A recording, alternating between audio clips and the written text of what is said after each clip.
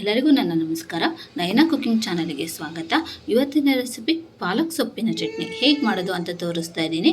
ನಾನು ಸ್ಟಾರ್ಟ್ ಮಾಡೋಕ್ಕಿಂತ ಮುಂಚೆ ನನ್ನ ರೆಸಿಪಿ ನಿಮಗೆ ಇಷ್ಟ ಆದರೆ ಪ್ಲೀಸ್ ಲೈಕ್ ಮಾಡಿ, ಶೇರ್ ಮಾಡಿ, ಹಾಗೆ ಸಬ್ಸ್ಕ್ರೈಬ್ ಮಾಡಿ. ಸಬ್ಸ್ಕ್ರೈಬ್ ಮಾಡೋದ್ರಿಂದ ನಾನು ಹಾಕುವ ಹೊಸ ಹೊಸ ರೆಸಿಪಿನ ನೀವು ನೋಡ್ಬೋದು. ಬನ್ನಿ ಸ್ಟಾರ್ಟ್ ಮಾಡೋಣ. ಇವತ್ತು ಪಾಲಕ್ ಸೊಪ್ಪು ಚಟ್ನಿ ಹೇಗೆ ಮಾಡೋದಂತ ನೋಡೋಣ. ಇದು ನಾನು ಪಾಲಕ್ ಸೊಪ್ಪು ತೊಗೊಂಡಿದ್ದೀನಿ. ತೊಳೆದ್ಬಿಟ್ಟು 8 ಎಲೆ ಅಷ್ಟು ಪಾಲಕ್ ಸೊಪ್ಪು ತೊಗೊಂಡಿದ್ದೀನಿ. ನೀಟಾಗಿ ಬಿಡಿಸ್ಬಿಟ್ಟು ನೀರು ಹಾಕಿ ನೀಟಾಗಿ ವಾಶ್ ಮಾಡಿ ಇಟ್ಕೋಬೇಕು. ಹಾಗೆ ಒಂದು ಈರುಳ್ಳಿನ ಈ ಥರ ದಪ್ಪದಾಗಿ ಕಟ್ ಮಾಡಿ ಇಟ್ಕೊಂಡಿದ್ದೀನಿ.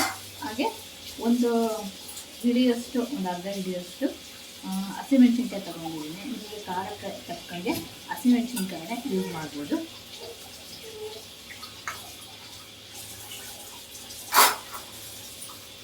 ಸ್ವಲ್ಪ ಕೊತ್ತಂಬರಿ, ಒಂದು 15 ಕೊತ್ತಂಬರಿ ಇದೆ. ಒಂದು ದೊಡ್ಡ ಗಾತ್ರದಷ್ಟು ಹುಣಸೆಹಣ್ಣು ತೊಳೆದ್ಬಿಟ್ಟು ಇಟ್ಕೊಂಡಿದ್ದೀನಿ. ಹಾಗೆ ಒಂದು 8 ಎಲೆ ಕರಿಬೇವು, ರುಚಿಗೆ ತಕ್ಕಷ್ಟು ಉಪ್ಪು,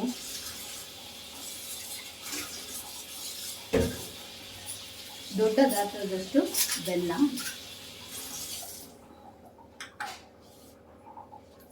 ಒಂದು 5 ಹೆಸರು ಬೆಳ್ಳುಳ್ಳಿ,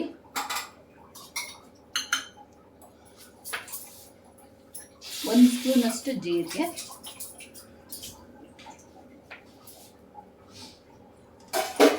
ಒಂದು 4 ರಿಂದ 5 ಸ್ಪೂನಷ್ಟು ಎಣ್ಣೆ. ಬನ್ನಿ ಹೇಗೆ ಮಾಡೋದು ಅಂತ ನೋಡೋಣ. ಒಂದು ಕಡಾಯಿ, ಒಂದು ಪಾತ್ರೆನ ಕಾಯಿ ಇಟ್ಕೊಂಡಿದ್ದೀನಿ. ಅದಕ್ಕೆ ಎಣ್ಣೆ ಹಾಕ್ತಾ ಇದ್ದೀನಿ.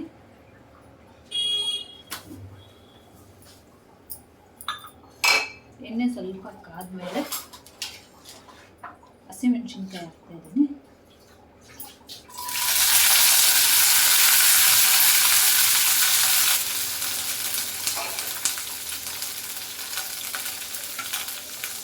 ಇದು ಸ್ವಲ್ಪ ಎಣ್ಣೆಗೆ ಫ್ರೈ ಆಗಬೇಕು.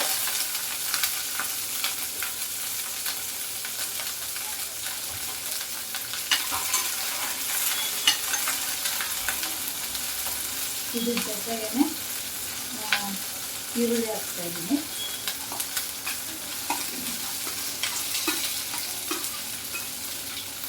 ಇದು ದೊಡ್ಡ ಈರುಳ್ಳಿನ ದಪ್ಪದಾಗಿ ಕಟ್ ಮಾಡಿ ಇಟ್ಕೊಂಡಿದ್ದೀನಿ. ಇದು ಸ್ವಲ್ಪ ಮೆತ್ತಗಾಗಬೇಕು. ಅಲ್ಲೇ ಈರುಳ್ಳಿನ ಫ್ರೈ ಮಾಡ್ಕೋಬೇಕು. ಇದಕ್ಕೆ ನೀರೆಲ್ಲ ಹಾಕ್ಬಾರ್ದು, ಫ್ರೈ ಮಾಡಿದ್ರೆ ಹಾಗೆ ಫ್ರೈ ಮಾಡಬೇಕು, ಚೆನ್ನಾಗಿರುತ್ತೆ.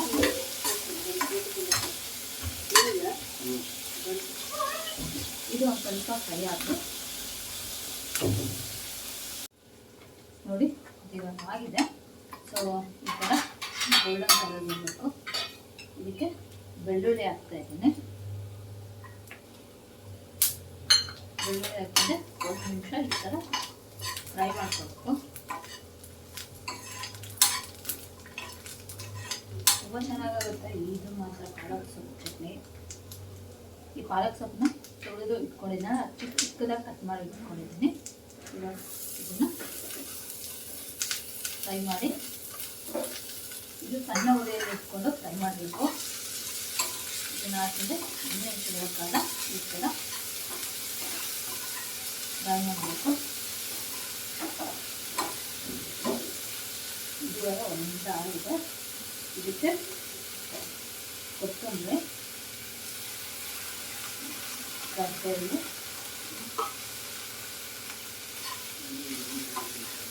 ಇದು ನೀಟಾಗಿ ಎಣ್ಣೆಯಲ್ಲಿ ಫ್ರೈ ಆಗಬೇಕು. ಇದಕ್ಕೆ ನೀರು ಹಾಕಿ ಫ್ರೈ ಮಾಡಬೇಕು, ಚೆನ್ನಾಗಲ್ಲ. ಇದು ಸಣ್ಣ ಉರಿಯಲ್ಲಿ ಇಟ್ಬಿಟ್ಟು ಫ್ರೈ ಮಾಡಬೇಕು. ತುಂಬ ಚೆನ್ನಾಗುತ್ತೆ. ಇದು ಮಾತ್ರ ಇಡ್ಲಿ, ದೋಸೆ, ಚಪಾತಿ, ರೊಟ್ಟಿ ಸೂಪರಾಗಿರುತ್ತೆ. ಈ ಚಟ್ನಿ ಮಾತ್ರ ಖಾರ ಈ ಚಳಿಗಾಲಕ್ಕೆ ಬೇರೆ ಮಾಡ್ತಿರ್ತಾರೆ. ಇದೆ ಈ ಚಟ್ನಿ ಮಾತ್ರ ಸೂಪರಾಗಿದೆ. ನೀವು ಸ್ವಲ್ಪ ಜಾಸ್ತಿ ಆಗಿದೆ ಅನ್ಕೋಬೋದು, ಆದರೆ ನೀವು ಎಣ್ಣೆಯಲ್ಲಿ ಹಾಕಿ ಫ್ರೈ ಮಾಡಿದರೆ ಅದು ತುಂಬ ಸ್ವಲ್ಪ ಆಗಿಬಿಡುತ್ತೆ. ಯಾವುದೇ ಸೊಪ್ಪು ನೀವು ಎಣ್ಣೆಯಲ್ಲಿ ಹಾಕಿ ಬಾಡಿಸಿದ್ರೆ ಸ್ವಲ್ಪ ಆಗುತ್ತೆ.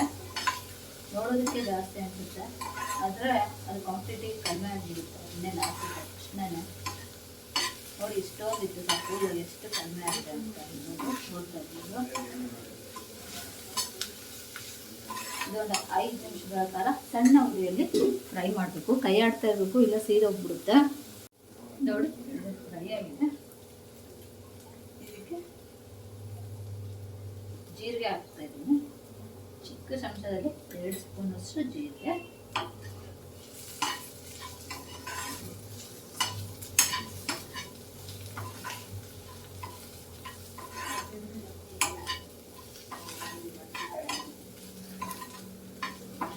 ಜೀರಿಗೆ ಹಾಕಿ 1 ನಿಮಿಷಗಳ ಕಾಲ ಇದನ್ನು ಫ್ರೈ ಮಾಡಬೇಕು.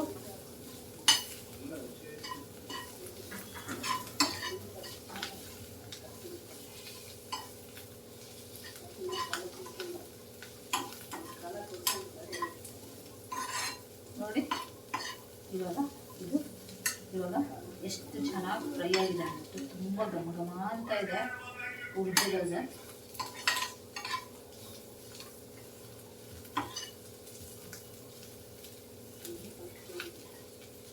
ಈ ಥರ ಫ್ರೈ ಮಾಡಿದ್ದೆ 1 ನಿಮಿಷ ನೀಟಾಗಿ ಫ್ರೈ ಆಗಬೇಕು. ಸಣ್ಣ ಉರಿಯೆಲ್ಲ ಇಟ್ಕೊಂಡು ಫ್ರೈ ಮಾಡಿ, ಇಲ್ಲ ಸಿಡಿದು ಹೋಗ್ಬಿಡುತ್ತೆ ಇದು. ಸೊ ಇದು ಇವಾಗ ಆಗಿದೆ, ಆಫ್ ಮಾಡೋಣ. ಇದೇ ಬಿಸಿಗೆ ನಾನು ಹುಣಸೆ ಹಣ್ಣನ್ನು ಹಾಕ್ತಾ ಇದ್ದೇನೆ. ಇದೇ ಬಿಸಿಗೆ ಅದು ನೀಟಾಗಿ ಫ್ರೈ ಆಗುತ್ತೆ.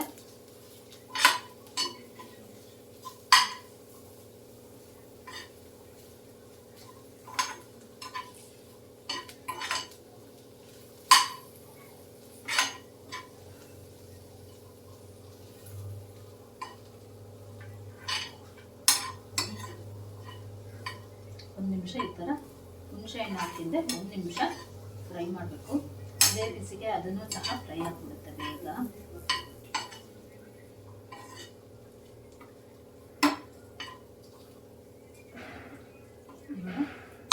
ಇದು ಫ್ರೈ ಆಗಿದೆ. ಒಂದು ಪ್ಲೇಟಿಗೆ ತೆಗಿಯೋಣ.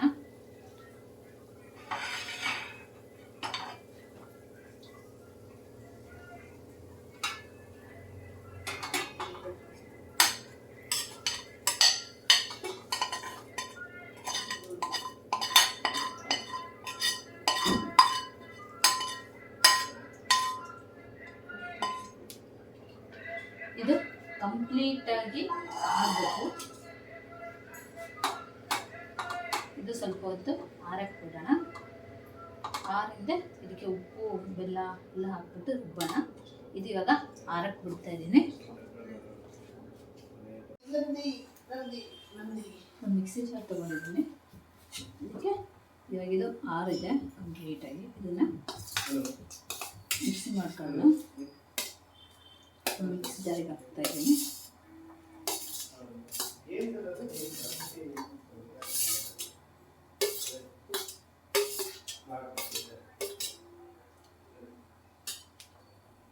ಮಿಕ್ಸಿ ಜಾರಿಗೆ ಹಾಕಿದ್ದೀನಿ. ಇದಕ್ಕೆ ಬೆಲ್ಲ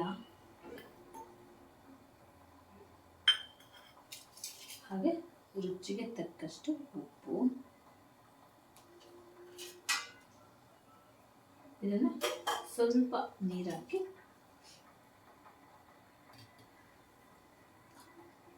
ರುಬ್ಕೊಂಡ್ಬರ್ಬೇಕು. ಪೇಸ್ಟ್ ಥರ ಜಾಸ್ತಿ ನೀರು ಹಾಕಕ್ಕೆ ಹೋಗ್ಬಿಡಿ, ನೀರು ಆಗ್ಬಿಡುತ್ತೆ. ಇದನ್ನು ರುಬ್ಕೊಂಡ್ಬರ್ತೀನಿ.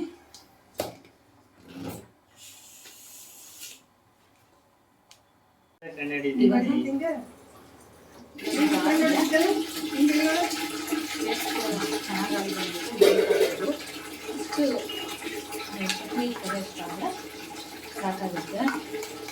ಇದನ್ನ ಇವಾಗ ಒಂದು ಸರ್ವಿಂಗ್ ಬೌಲ್ಗೆ ತೆಗೆಯೋಣ.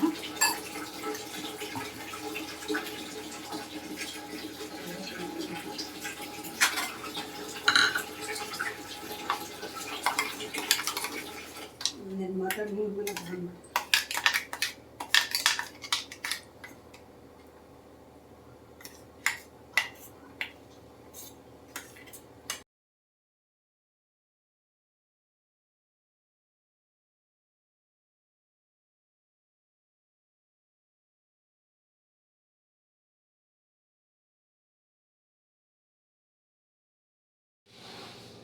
ನೋಡಿ, ಪಾಲಕ್ ಸೊಪ್ಪಿನ ಚಟ್ನಿ ರೆಡಿಯಾಗಿದೆ. ಎಷ್ಟು ಚೆನ್ನಾಗಿ ಕಾಣಿಸ್ತಾ ಇದೆ ಅಂದ್ಬಿಟ್ಟು ತುಂಬಾ ರುಚಿಯಾಗಿರುತ್ತೆ, ತುಂಬಾ ಟೇಸ್ಟಿಯಾಗಿ ಸಹ ಇರುತ್ತೆ. ರೊಟ್ಟಿ, ಚಪಾತಿ, ಇಡ್ಲಿ, ದೋಸೆ, ಅನ್ನಕ್ಕೆ ಸೂಪರಾಗಿರುತ್ತೆ. ಇದು ಮಾತ್ರ ಪಾಲಕ್ ಸೊಪ್ಪಿನ ಚಟ್ನಿ. ನೀವು ಸಹ ಮನೇಲಿ ಒಂದ್ಸಲ ಟ್ರೈ ಮಾಡಿ ನೋಡಿ ಹೇಗಿತ್ತು ಅಂತ ನನಗೆ ಕಮೆಂಟ್ ಬಾಕ್ಸಲ್ಲಿ ತಿಳಿಸಿ. ನನ್ನ ರೆಸಿಪಿ ನಿಮಗೆ ಇಷ್ಟ ಆದರೆ ಪ್ಲೀಸ್ ಲೈಕ್ ಮಾಡಿ, ಶೇರ್ ಮಾಡಿ, ಹಾಗೆ ಸಬ್ಸ್ಕ್ರೈಬ್ ಮಾಡಿ. ಸಬ್ಸ್ಕ್ರೈಬ್ ಮಾಡೋದ್ರಿಂದ ನಾನು ಹಾಕೋ ಹೊಸ ಹೊಸ ರೆಸಿಪಿನ ನೀವು ನೋಡ್ಬೋದು. Thank you.